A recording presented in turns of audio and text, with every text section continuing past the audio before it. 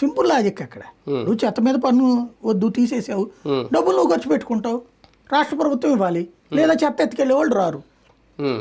ఇప్పుడు ఇదివరకటి రోజుల్లో రోజు ఇడిచి రోజు వచ్చేవాళ్ళు, ఇప్పుడు చూస్తుంటే మనకి 2 రోజులకి 3 రోజులకి వస్తున్నారు. అంటే ఇప్పటికే సగం మంది తగ్గిపోయారు. దానివల్ల ఇప్పటికే మన ఇళ్ళ దగ్గర, నాకు ఇంతవరకు ఇంటి దగ్గర రోజు ఇడిచి రోజు వచ్చేవాళ్ళు, అట్లాంటిది ఇప్పుడు 3 రోజులకు ఒకసారి వస్తున్నారు. అంటే అక్కడే తేడా వస్తుంది.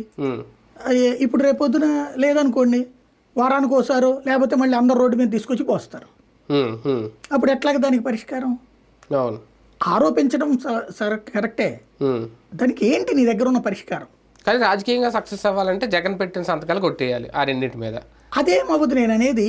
ఇందులో జగన్ ప్రత్యేకించి పెట్టేదేం కాదు, కేంద్ర ప్రభుత్వం ఇచ్చిన సూచనని పాటించాడు. అది స్మార్ట్ మీటర్లే ఉందనుకోండి, ఎందుకు పెట్టమంది స్మార్ట్ మీటర్ల కేంద్రం? నువ్వు విద్యుత్తుని ఆదా చేసుకోవడం లేదు, నేను ఆదా చేసుకుని ఉచిత విద్యుత్ ఇస్తానని అనుకోండి, అప్పుడు నువ్వు ఎలా భరించగలుగుతావు? ఇప్పుడు ఏమని చెప్పారు, కరెంట్ ఛార్జీలు పెంచం కానీ కంట్రోల్ చేస్తాం, ధర తగ్గిస్తామని కూడా చెప్పారు. కరెంట్ ఛార్జీలు ఏదో లాస్ట్ 6 నెలల్లో తగ్గిస్తానంటే జనం ఒప్పుకుంటారా? క్రిమినల్సారికి మళ్ళీ అవుతుంది. ఇప్పుడు తగ్గించాలి అంటే నువ్వు ఆ భారాన్ని తెచ్చి నానెత్తినేస్తే ఎట్లాగా? ఆ భారాన్ని నువ్వు తగ్గించుకుంటే నీకు ఆ భారం నువ్వు నాకు తగ్గించడానికి కుదురుతుంది. తగ్గించకపోయినా పర్లేదు, పెరిగే ఇబ్బంది ఉండదు. ఇంకొకటి ఇప్పుడు చూస్తుంటే మనం